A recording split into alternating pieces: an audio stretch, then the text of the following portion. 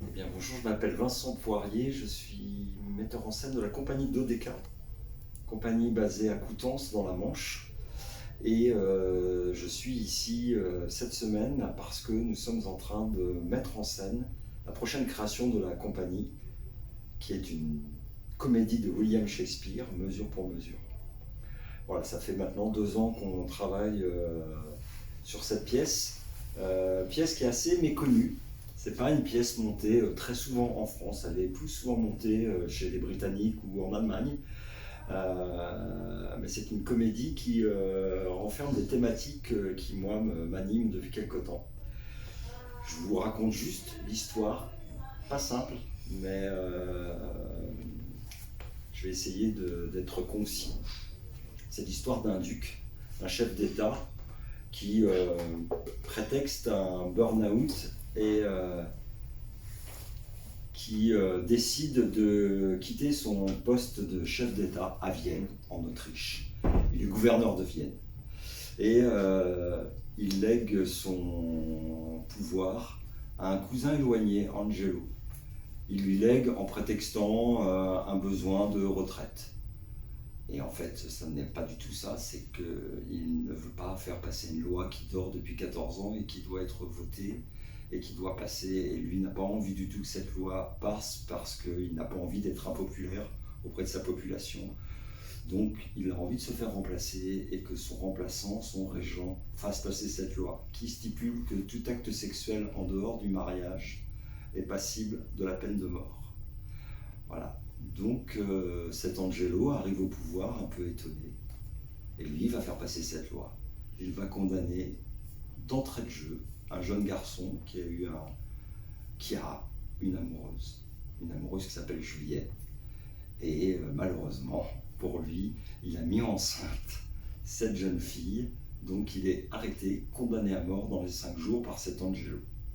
Et cet Angelo s'avère être un très grand rigoriste. Euh, on est un peu dans des pays qu'on connaît actuellement, comme l'Iran ou l'Afghanistan, des pays aussi occidentaux qui s'approchent de lois totalement radicales.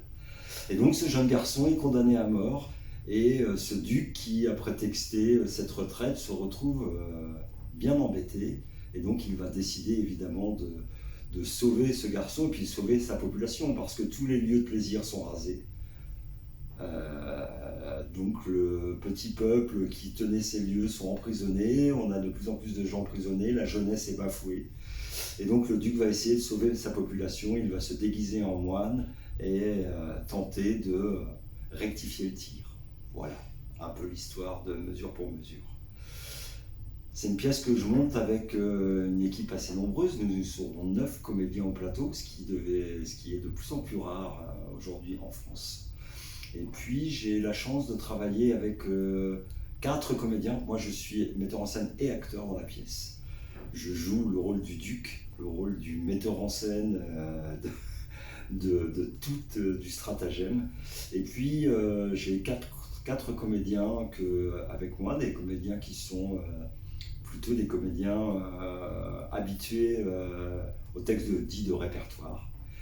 Et j'ai engagé aussi une compagnie de théâtre de rue, les Jossatures, qui pour la première fois vont défendre un texte de répertoire, William Shakespeare. Et j'ai une grande joie, moi, de rassembler en fait des gens qui viennent de familles totalement différentes et des façons de faire totalement différentes. Et j'avais vraiment envie que les Jossatures défendent les petites gens, la population interlope de ce Vienne imaginaire. Voilà, ça me paraissait important que. En fait, c'est une pièce qui critique beaucoup la problématique du langage. Les gens sans grade qui n'ont pas le vocabulaire du pouvoir sont étouffés et ont interdiction de s'exprimer. C'est une pièce sur la justice, sur l'injustice. Et c'est une pièce très féministe aussi.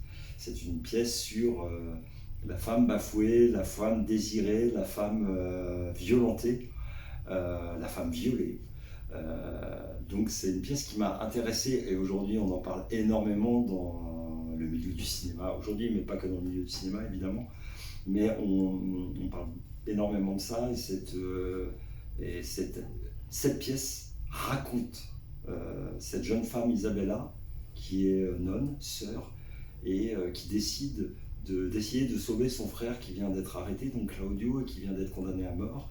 Et cette jeune femme va rencontrer ce régent, le nouvel homme fort de Vienne, pour tenter de sauver la tête de son frère.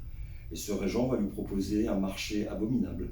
Il va lui proposer de, oui, sauver son frère à une seule condition, qu'elle lui offre sa virginité en retour.